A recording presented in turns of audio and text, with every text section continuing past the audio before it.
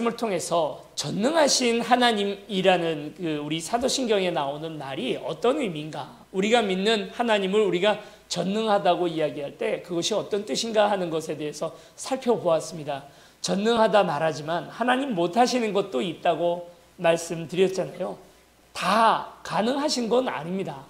모든 것들, 그러니까 하나님이 들 수 없는 돌을 하나님이 만드실 수는 없다. 그러니까 논리적으로 말이 안 되고, 그리고 또 하나님의 속성과 반대되는 일들을 하나님은 절대 할 수 없다. 그 중에 또 한 가지 이런 것도 있을 것입니다. 우리를 사랑하시면서 우리를 그저 고아처럼 내버려 두실 수 없다. 당신이 우리에게 주신 약속을 그분이 변개하시고 약속을 지키지 않으실 수 없다. 그런 면에서 하나님이 모든 걸 다 하실 수 있다라는 말은 그저 말장난일 뿐이지, 그렇다고 이야기하는 것이 아니라 뭐든지 다 할 수 있어야만 하나님 전능하시다는 그 뜻이 아니라, 하나님이 온 세상을 만드셨고 그리고 또 그분이 말씀하시고 약속하신 모든 것들을 하실 수 있다는 의미에서 전능하다 하는 것을 우리가 지난주 말씀을 통해서 보았습니다. 그래서 그 하나님, 그 전능하신 하나님께서 우리에게 왜 악을 남겨놓으셨는가?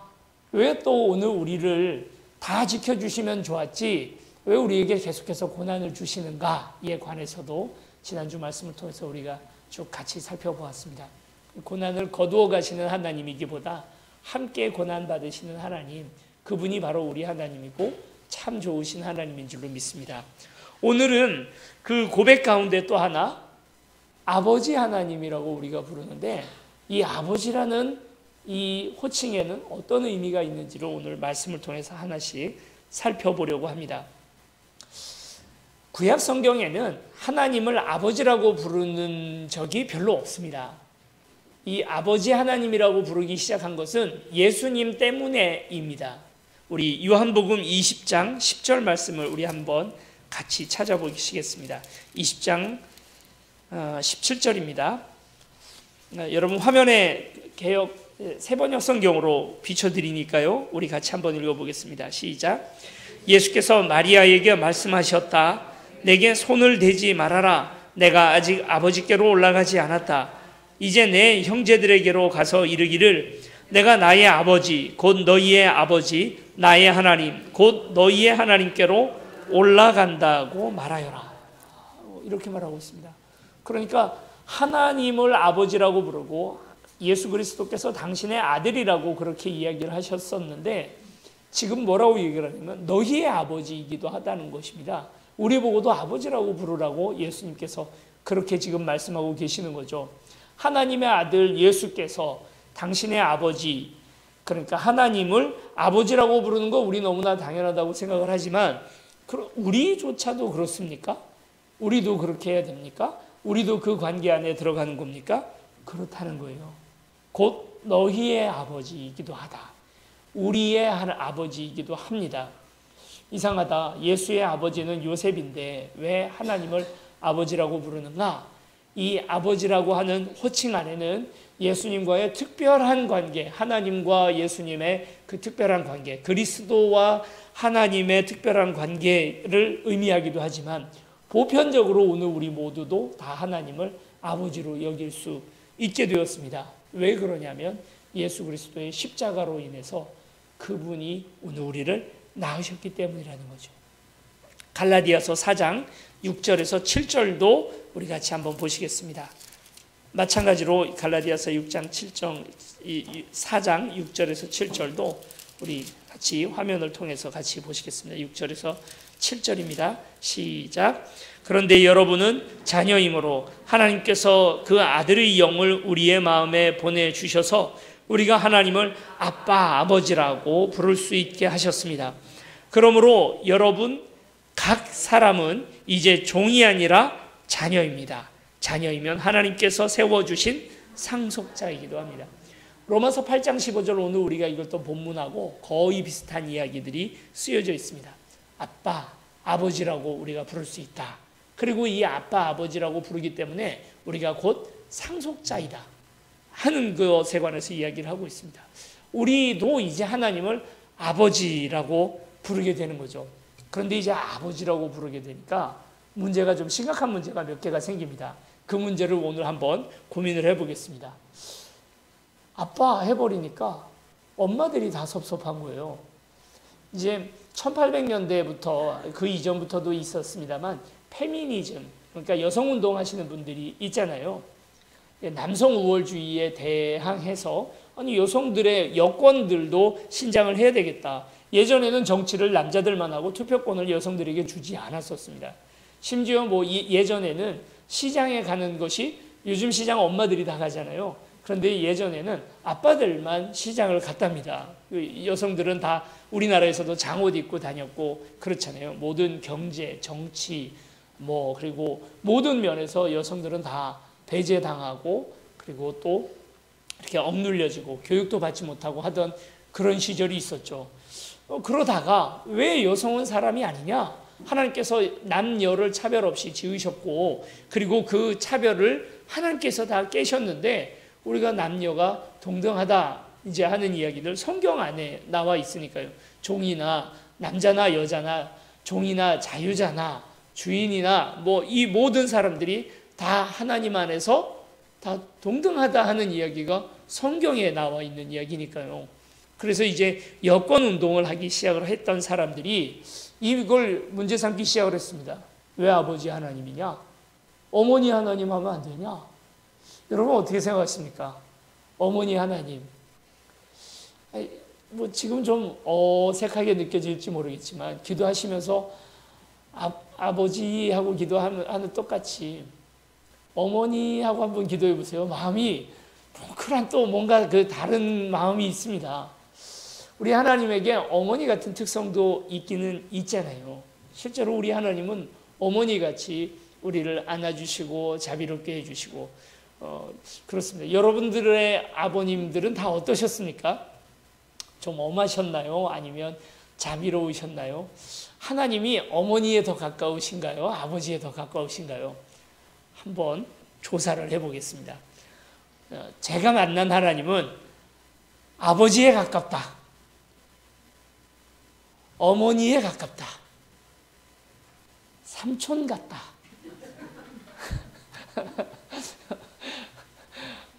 그러시군요. 어머니 같은 하나님도 있습니다. 특별히 이사야서에 보면 제2 이사야라고 불리어지죠. 그 이사야 40장 이후에 나오는 이야기들이 다 이제 제2 이사야라고 해서 바벨론 포로 이후에 이스라엘 백성들을 그 상처 많이 받고 포로로 끌려가서 고생 많이 하던 이스라엘 백성들을 하나님께서 다시 위로하시고 다시 세워주시는 과정에서 이제 그 쓰여진 성경이 하나님의 위로가 40장에서 66장까지 나오잖아요. 혼내고 자녀들 잘못했다고 하는 역할은 항상 이제 이런 걸 배드캅이라고 하죠. 그런 역할을 하는 건 누가 합니까? 아버지가 하죠. 그냥 저희 시골에서도요. 저도 시골 출신 아닙니까?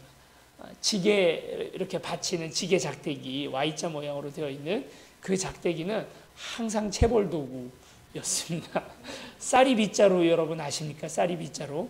그 쌀이 빗자루 칩넝쿨로 이렇게 묶어가지고 쌀이 빗자루를 만든 걸 뚝뚝 끊어내면 그 안에 쌀이 나무가 그냥 바짝 잘 말라가지고 회초리로 때리면 딱 좋습니다. 그런 걸로 아버지한테 많이 맞죠? 그러면 어머니는 어떻게 합니까? 어머니는 혼내는 척을 하죠. 그러지 않으셨어요? 저희 집 풍경입니다. 아버지가 이제 막 지게 작대기를 들고 쫓아오시면 어머니가 저를 이렇게 감싸 안고는 제 엉덩이를 손으로 때리십니다. 아버지 때리지 말라는 거죠.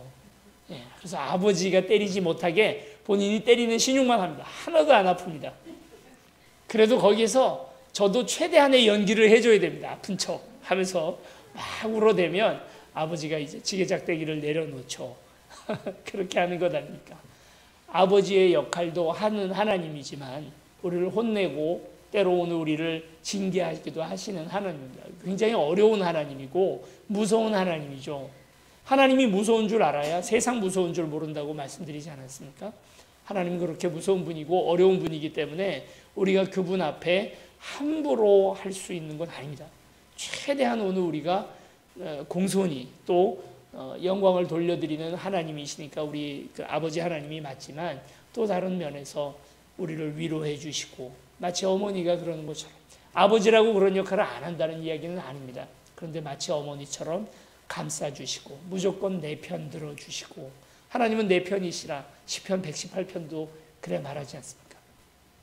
내가 옳건 그르건과 상관없이 하나님은 내 편이 되어주십니다. 분명히 친구들이랑 서로 싸우다가 제가 잘못해서 친구들이랑 싸웠는데도 그렇게 친구들이랑 한참 싸우다가 어머니한테 쪼르륵 달려가면 어머니는 늘 내 편이 되어주시는 거죠. 우리 하나님도 내 편이시라는 거예요. 그런 하나님. 시편 2편 빨리 찾아보겠습니다. 오늘 좀 많이 찾아볼게요. 왜냐하면 지난주에 많이 주무셨었고 그런 건 아니고요. 시편 2편입니다. 시편 2편 7절입니다. 같이 읽겠습니다. 시작. 나 이제 주님께서 나에게 이르시기를 너는 내 아들 내가 오늘 너를 낳았다. 아버지가 아들을 보고 낳았다 이렇게 말합니까? 어머니니까 낳았다 이렇게 말하겠죠. 이사야서 66장 13절도 한번 찾아보시겠습니다. 이사야서 말씀을 드렸었는데 66장 13절입니다.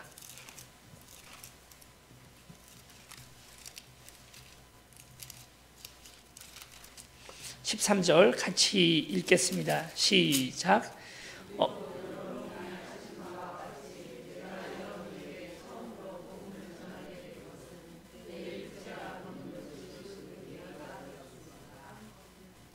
이해 아닌 것 같은데요. 제가 읽어드리겠습니다. 어머니가 그 자식을 위로하듯이 내가 너희를 위로할 것이니 너희가 예루살렘에서 위로를 받을 것이다. 네, 이렇게 말하고 있습니다. 어머니가 자식을 위로함 같이 내가 너를 낳았다 말씀하시고 어머니 같은 하나님의 이야기가 나오죠. 자, 이제 이 이야기를 좀 해봐야 합니다. 하나님의 성별은 뭘까요? 남성인가요? 여성인가요? 우리 지금 성경에는 우리 한글에는 명사가 성을 가지지 않습니다. 그러니까 뭐 의자 하면 그냥 의자지 이것이 성을 가지지 않습니다. 그러나 불어나 아니면 독일어 같은 경우에는 그리고 또 이스라엘 히브리어도 다 마찬가지로 그 명사는 다 여성 명사, 남성 명사가 따로 있습니다. 배면 she로 쓰고요. 그냥 it 하고 쓰지 않고 그래서 she로 사용하는 이유가 그 명사 안에 성수, 격이 다 있기 때문이죠. 우리나라는 그런 게 없어요. 그래서 우리는 그런 걸 잘 모르지만 하나님에 대해서 이렇게 이야기할 때 어느 나라도 다 남성 명사를 사용을 합니다. 그러니까 하나님의 성이 자연스럽게 남자라고 우리는 다 생각을 하죠. 남성, 여성이라는 말 자체는 우리 인간처럼 자웅이체가 되어가지고 남자와 여자가 꼭 필요해서 둘 사이에서 유전자를 해서 이렇게 그 다음 자녀가 태어나야만 남성, 여성이라는 것이 말이 되는 말입니다. 그런데 하나님은 어떤가요? 하나님은 남자 하나님이 있으니까 여자 하나님도 있어야 되나요? 바알신과 아세라신이 예전에 그랬던 것처럼 남신, 여신이 따로 있어야 되나요? 뭐 지하 여장군, 천하 대장군 하는 것처럼 있어야 되나요? 그렇지 않잖아요. 하나님은 한 분이신데 그 한 분 하나님이 어떻게 남성도 있고 또 여성도 따로 있다는 말입니까? 그래서 여성이 없습니다. 그러면 남성인가요? 여성이 없는데 어떻게 남성인가요? 중성인가? 그러면 하나님 좀 이상한 존재로 생각을 하실 수 있겠습니다만 성 자체가 없으신 분이죠. 남성의 어머니의 마음과 아버지의 마음이 다 같이 있으신 분이 우리 하나님이시고 하나님은 영이십니다. 그렇기 때문에 이런 성별이 따로 있지 않으신 분이죠. 이걸 잘못 착각해서 하나님은 당연히 이게 아버지 하나님이 있으니까 아버지 하나님이 있다는 건 무슨 말입니까? 어머니 하나님도 있다는 얘기 아닙니까? 이게 누가 하는 얘기냐면 하나님의 교회라고 하는 이단 여러분 아시죠? 안상홍이라고 하는 거기 이단에서 안상홍을 아버지 하나님으로 모셨어요. 그 자기 교주를 아버지 하나님이라고 모시고 있다가 안상홍이 결국 죽게 되었거든요. 그렇게 안상홍이 돌아가시고 나니까 그의 부인이었던 장길자라고 하는, 지금도 이제 그분은 왕성한 활동을 하고 있습니다. 장길자라고 하는 분을 어머니 하나님이라고 호칭을 하면서 교세로 확장해 나가고 있어요. 여러분, 그래서 국제 We Love You라고 하는 단체가 어디서 활동하는 거 보고 있으면 저거 하나님의 교회 장길자구나 라고 그렇게 생각을 하시면 되겠습니다. 어머니 하나님이 따로 있다는 거예요. 우스운 얘기지만 그 사람들 논리 안에는 그럴 만도 합니다. 뭘 잘못 이해를 했냐면, 아버지 하나님이라고 하는 이 아버지 하나님이라는 말이 어떤 특정 성을 가르치는 말이라고 오해를 하게 되면 이렇게 되는 거죠. 아니, 그러면 이 지금 아까도 말씀드렸던 것처럼 그런 성운동, 성평등 운동 하시는 분들, 여성운동 하시는 분들은 그래서 이것을 아예 앞으로 성경을 쓰거나 아니면 신학책을 쓰거나 뭘 할 때 아버지 하나님이라고 부르지 말자. 아버지, 어머니 하나님이라고 이렇게 어머니도 같이 넣어서 부르자. 그리고 하나님을 이야기할 때 그 인칭 대명사로 he를 쓸 거 아닙니까? he라고 하지 말고 he 슬래시하고 she라고 쓰자. 하나님은 he이기도 하고 그이기도 하고 그녀이기도 한 분으로 이렇게 쓰자. 그렇게 이제 주장을 하고 있죠. 마음이 어떠세요? 그 얘기를 들으니까 좀 너무했다. 하나님을 보고 또 그녀라고 얘기를 한다는 게 말이 되나. 좀 그런 마음도 좀 드시죠. 한편으로는 우리 여성들의 권익을 지키고, 그리고 그분들도 이게 남성과 여성이 평등하다 하는 주장에 대해서는 우리가 이건 정말 꼭 지켜나가야 할 일이고, 우리도 그런 생각들을 자꾸 바꿔나가야 할 일입니다. 우리가 이 남녀의 평등을 방해하는 생각은 공자님이 가르쳐 주신 이야기이지, 그렇죠? 예수님이 가르쳐 주신 이야기는 아닙니다. 예수님 부활하고도 남녀 차별하셔서 남자들에게 먼저 보이시고 여자들에게 보이신 게 아니에요. 남녀 차별을 확실히 하셨습니다. 예수님은 여성들에게 먼저 보이십니다. 항상. 남자 제자들은 다 예수님 버리고 도망갈 때 여성 제자들만이 예수님 주변을 지키십니다. 그래서 남녀의 차별이 없이 남녀가 다 평등한, 어떻게 보면 교회를 그렇게 만드셨는데, 근데 여전히 우리는 유교, 공자님 생각에서 벗어나지 못해서 이게 공자님 생각인지 예수님 생각인지 잘 모르고, 아직도 어떤 모 교단은 여성 목회자 안수가 되지 못해요. 여자분들은 목사도 안 되고 장로도 안 된다고 그러는 거예요. 이게 이제 좀 우리가 빨리 극복해야 할 문제이고 그렇습니다.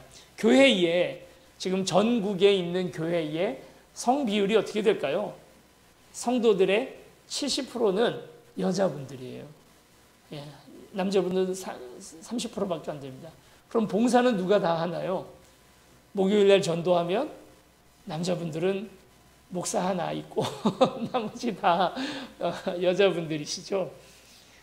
뭐 식당, 주방 이런 데 가장 험하고 힘든데 다 여자분들이 계시죠. 그리고 또 교회 학교 아이들 가르치는 데도 여자분들이 가장 많죠. 이렇게, 성가대도 그런가요? 네, 성가대도 네, 여자분들이 많잖아요. 이렇게 여자분들이 애를 쓰시는데 아직도 교회에서 마치 무슨 그냥 선비님들처럼 뭐 여자들은 뭐 이렇게 지금 뭐 뒤에 나가 있고 뭐 이런 식으로 생각하는 것. 제가 그 경주정신 문헌공파 61대죠. 61대 종손이거든요. 이렇게 시제 드리거나 제사를 뭐 10몇 개를 모셨거든요. 근데 그 10몇 개 모시는 동안에 여자분들이 다 차려놓지 않습니까? 아버지 하는 거 딱 하나입니다. 반 깎는 거. 그거는 꼭 아버지가 하시더라고요. 그리고 이제 정지 밖에 문 열어놓는 거. 그거 딱, 저거 빨랫줄 걷어놓고 귀신이 오다가 못 걸린다고 빨랫줄을 항상 걷어놓더라고요. 근데 그거 꼭 남자분이 하잖아요. 그러고는 제사 지낼 때 여자분들은 못 들어와요. 나중에 퇴기할 때, 그러니까 이제 그릇 낼 때, 그때만 여자분들이 같이 들어오는 거지, 여자분들 와서 절도 못하게 했습니다. 근데 그게 지금 교회 안에도 여전히 들어오는 것 아닙니까? 남녀가 차별이 어디 있나요? 그렇게는 생각하지 말아야 합니다. 그러나 한편으로 예수님께서 하나님을 아버지라고 소개를 하고 나서는 이 아버지 하나님이라는 말은 성과 수를 우리에게 알려주는 어떤 그런 구별이 아니라, 어머니 하나님이 있기 때문에 아버지 하나님도 따로 부르신 것이 아니라 고유명사, 그러니까 정용주를 정용주라고 부르는 것처럼 고유명사가 되었습니다. 그래서 이걸 굳이 또 고쳐서 어머니 하나님이라고, 다시 예수님이 오셔서 이제 어머니 하나님으로 하시지 않는다면 그냥 아버지 하나님이라고 부르는 거죠. 그러나 우리가 하나님을 아버지라고 부르면서도 그 안에 어머니 같은 성품이 여전히 있다는 사실을 우리가 잊지 말아야 할 줄로 믿습니다. 자, 이것이 이제 첫 번째, 우리가 아버지 하나님이라고 부를 때 첫 번째 문제라면요. 두 번째 문제, 아버지라고 부르면 불편한 분들이 있습니다. 아버지에 대한 깊은 상처를 가지고 있는 분들은 하나님을 아버지라고 부르는데 굉장한 어려움을 가져요. 제가 아는 목사님 한 분도 전도사 시절에도 하나님을 아버지라고 기도를 못 하시는 겁니다. 이 이유를 들어보니까 어려서 아버지한테 그렇게 많이 맞으셨대요. 그러니까 아버지를 아버지라 부르지 못하는 거죠. 어떤 한 심리학자가 그런 이야기를 했습니다. 하나님에 대한 우리의 이미지는 실제로 우리 육신의 아버지에 대한 이미지와 많이 맞닿아 있다. 이게 아주 굉장한 관계가 있답니다. 이런 거죠. 아버지가 아주 엄한 아버지 밑에서 자란 아들 같은 경우에는 하나님을 엄한 하나님으로 그렇게 생각한답니다.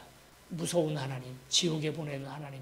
그래서 내가 율법을 지키지 못하면 항상 나를 혼내는 하나님으로 그렇게 생각한답니다.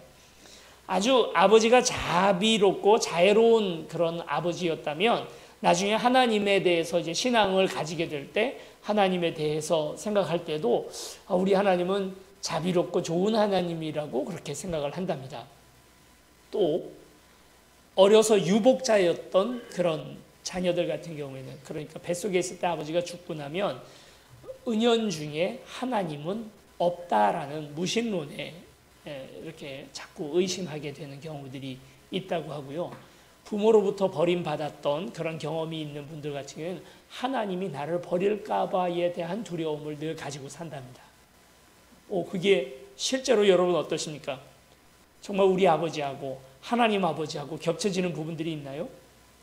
그래서 우리가 이 문제를 해결하기 위해서 아버지와 나 사이에 있었던 상처나 과거를 빨리 어떻게든 좀 상처가 치유되고 해결이 되어야, 그래야 하나님을 바른 하나님으로 받아들일 수가 있게 되거든요.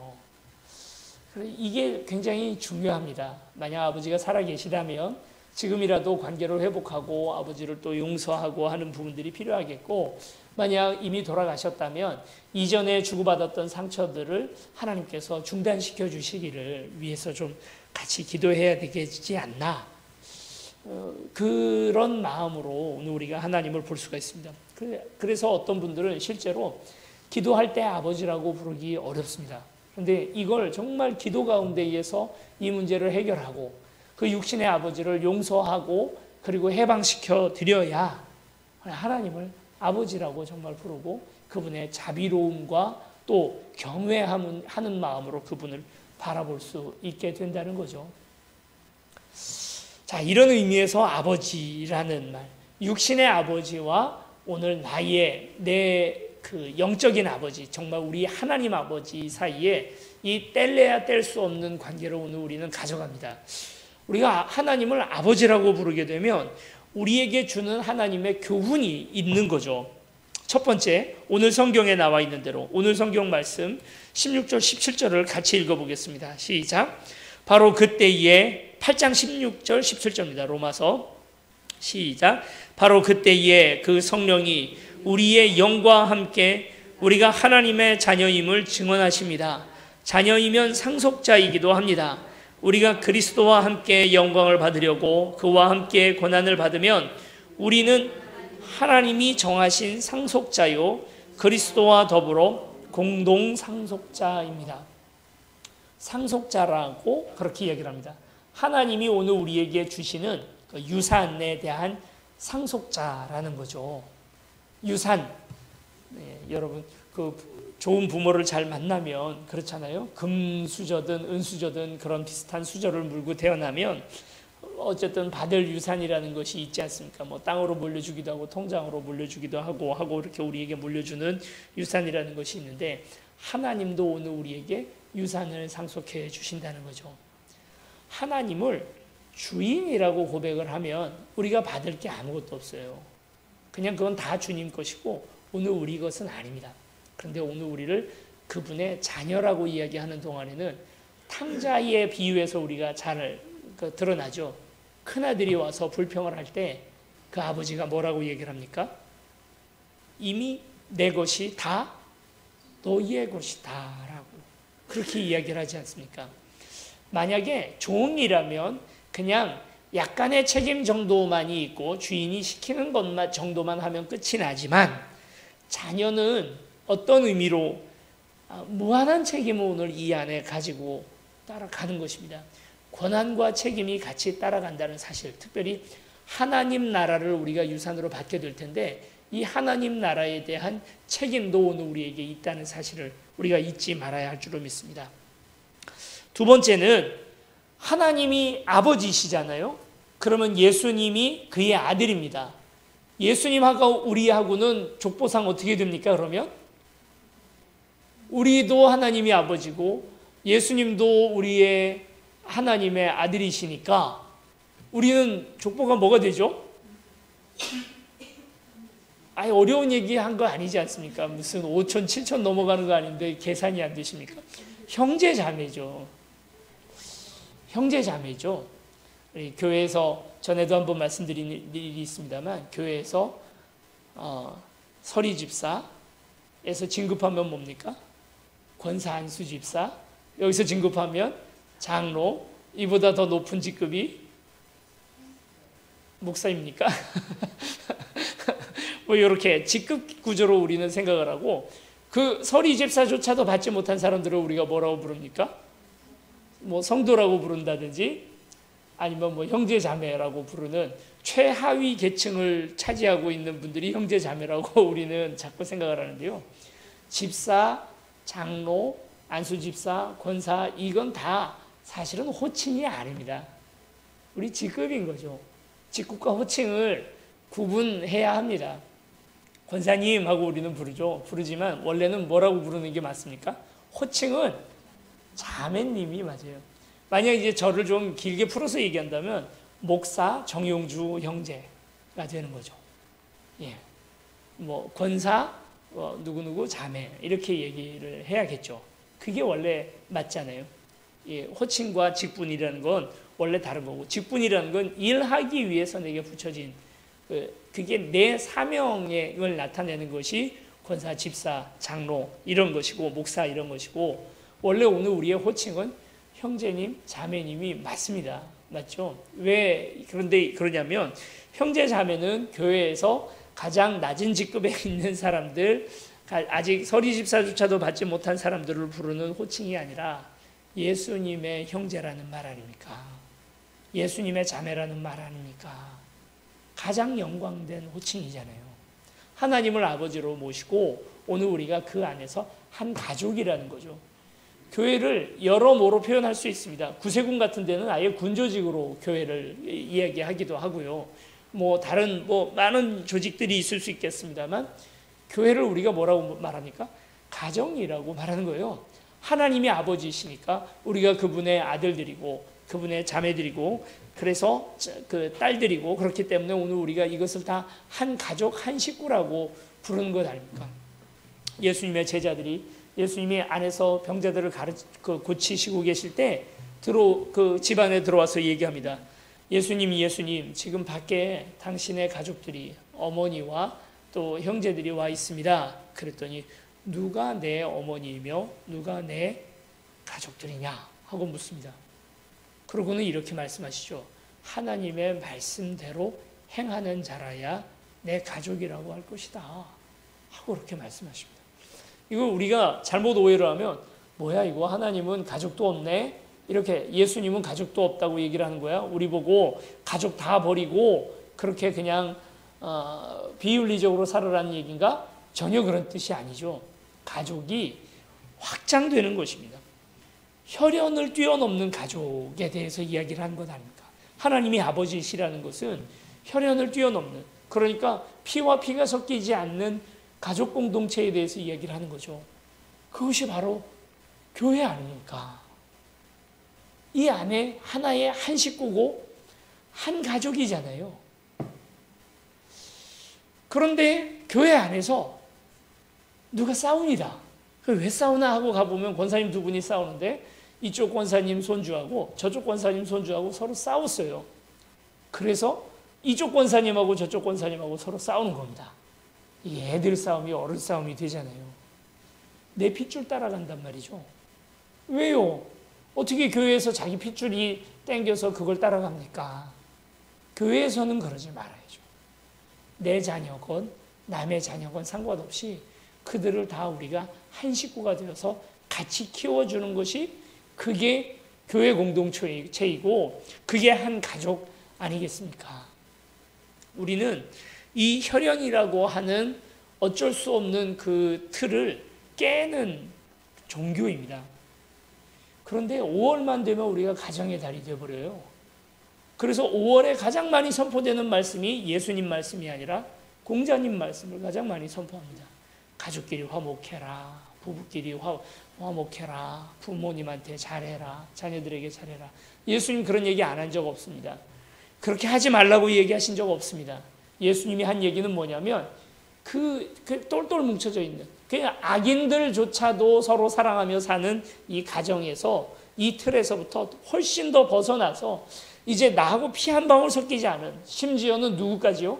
원수까지도 가족처럼 사랑할 수 있는 사랑으로 나아가라고 자꾸 얘기를 하는데 5월만 되면 또 그거 다 팽개치고 우리가 가정이라는 사실을 잊어버리고 또 집에서 자라라는 얘기로 돌아가게 되는 거죠. 어떤 제가 잘 아는 목사님이 분당에서 오랫동안 목회를 하시는데 그분이 이렇게 얘기하는 겁니다. 분당 사람들은, 여기 지금 분당 사람들은 없으시죠. 여긴 중원구니까 일단 여수동 사시는 분들은 다 해당이 안 되는 것 같고 또 분당 근처에 사시지만 지금 다 분당에는 안 사시는 것 같습니다. 분당 사람들은 가족이 우상이 됐다는 거예요. 교회에 아주 중요한 일이 있다 해도 가족들과의 무슨 모임이나 이런 부분들이 있으면 빠지는 거죠. 그리고 내 자녀가 대학 가는 문제 때문에 그래서 주일 성수조차도 못하도록 하게 하는 가족이 우상이 된 동네가 분당이 아니냐. 그래서 제가 분당의 근처에, 분당은 아닙니다. 분당 옆에 여수동에 이제 개척해서 거기 가게 됐다 했더니 그 목사님 하는 이야기가 가정에 대한 개념이 깨져야 된다. 분당은 그게 중요하다 하고 이야기를 하시는 겁니다. 가정이 우상이 되어버렸어요.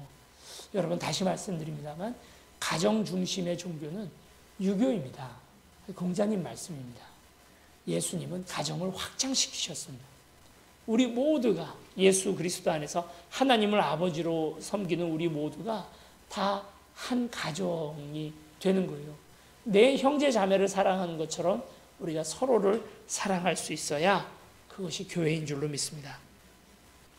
마지막으로 아버지라고 우리가 하나님에 대해서 부를 때에 우리에게 있어서 가장 중요하게 달라지는 부분은 만약 하나님을 주님이라고만 부르면 어떻게 됩니까?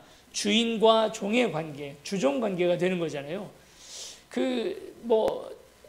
대리가 사장님 닮나요? 안 닮거든요.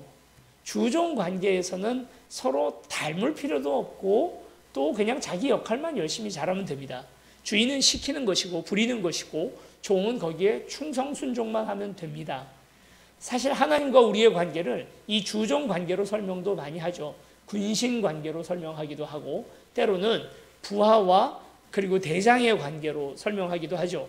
그런데 이런 모든 관계들이 아니라 부자지간이 되는 것 아닙니까? 하나님은 나의 목자시다라고, 여호와는 나의 목자시라고 고백을 하지만 양과 주인의 관계를 훨씬 뛰어넘는, 이건 지금 우리를 부자지간이라고 얘기합니다. 양과 목자는 서로 안 닮아요. 그렇잖아요. 목자는 지팡이 짚고 가는데 양도 지팡이 짚고 갑니까? 그렇지 않다는 거죠. 목자는 가지고 온 도시락 까먹고 있지만 양은 풀 뜯어 먹는 것 아닙니까? 전혀 다른 존재예요. 그런데 부자지간은 그게 아닙니다.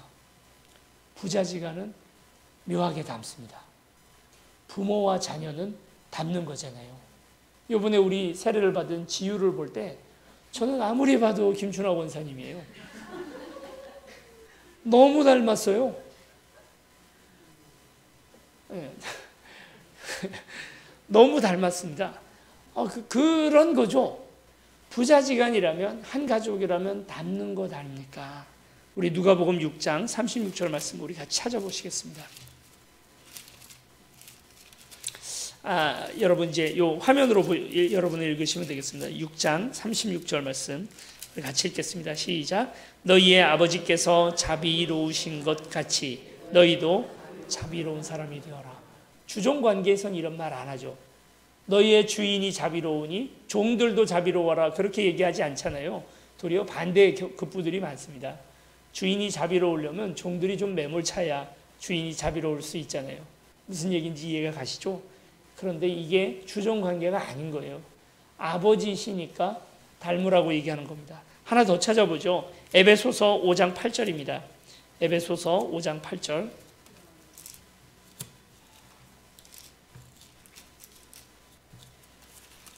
같이 읽겠습니다. 시작.